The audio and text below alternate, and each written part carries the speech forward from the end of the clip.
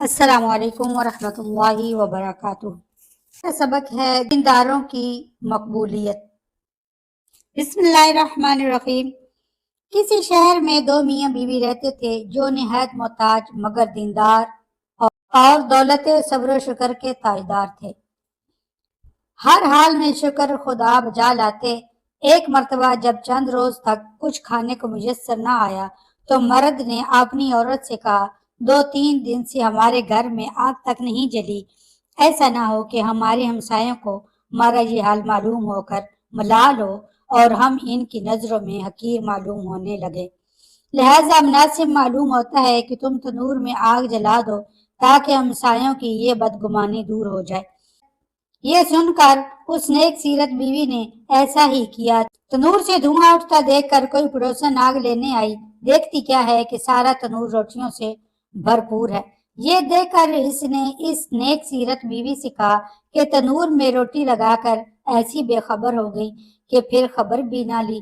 یہ سن کر گھر والی عورت نے جا کر دیکھا تو واقعتاً قدرت خدا کا عجیب تماشا نظر آیا اور تنور کو روٹیوں سے لبریز پایا، جن کو نکال کر اس نے شوہر کے سامنے لا کر رکھا اور وہ خود حیرت میں ہو گئی۔ یہ کیا ماجرا ہے؟ یہ دیکھ کر اس کے شوہر نے بتایا کہ اس میں حیرت اور تعجب کی کیا بات ہے، وہ قادر مطلق ہے، وہ اس سے بھی زیادہ ہزاروں قدرتیں رکھتا ہے۔ پھر سب گھر والوں نے خوب شکم سیر ہو کر روٹیاں کھائیں اور خدا کا شکر ادا کیا۔ اب عورت نے قرینے سے پہچانا کہ میرا شوہر صاحب کرامت ہے اور یہ سب کچھ اس کی قوت ایمانی کا ظہور ہے۔ کہنے لگی، جناب باری، میں کوئی ایسی دعا کروں کہ وہ ہم کو کوئی ایسی چیز عنایت فرما دے جس سے دنیا کے روز روز کے فقر دور ہو جائے اور فارغ البالی کے ساتھ ہم دن رات خدا کی عبادت میں لگے رہیں۔ شوہر نے کہا، وہ ہمارے سب حال سے واقف ہے اور جو اس کے نزدیک بہتر ہوتا ہے اپنے بندوں کے ساتھ وہی کرتا ہے، اس میں عرض معروض کی کیا حاجت ہے۔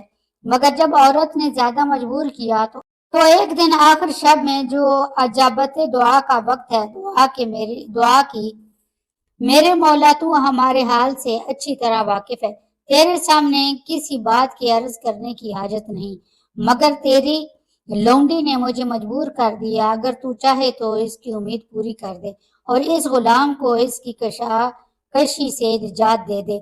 چنانچہ اس کی دعا پر ایک طاق سے کوئی ہاتھ باہر نکلا جس میں ایسا روشن جوہر تھا جس سے تمام گھر روشن ہو گیا، پھر وہ ہاتھ غائب ہو کر طاق بند ہو گیا۔ یہ دیکھ کر شوہر نے بیوی کو جگایا کہ جلدی اٹھ، خدا نے تیرے دل کی مراد پوری کر دی ہے۔ یہ سن کر وہ عورت جھنجھلاتی ہوئی بیدار ہوئی کہ مجھ کو کیوں جگایا، میں تو ایک لطیف خواب دیکھ رہی تھی کہ جنت ہر طرح سے بھری ہوئی ہے اور اس میں ایک نہایت عمدہ مکان زر و جواہرات سے بنا ہوا اس قدر مزین اور روشن ہے جو آفتاب عالم تاب کو شرماتا ہے۔ اس کی زرق برق دیکھ کر میں کھوئی ہوئی تھی۔ جب کچھ ہوش آنے پر میں نے پوچھا، یہ عالی شان مکان کس خوش نصیب کو ملے گا؟ تو جواب ملا، تم دونوں میاں بیوی کے لیے ہے۔ یہ سن کر میری خوشی کی انتہا نہ رہی۔ پھر کیا دیکھتی ہوں کہ ایک روشن موتی اس مکان سے گم ہو گیا اور مکان بدنما اور بدزینہ معلوم ہونے لگا۔ میں نے پوچھا، یہ کیا ہوا؟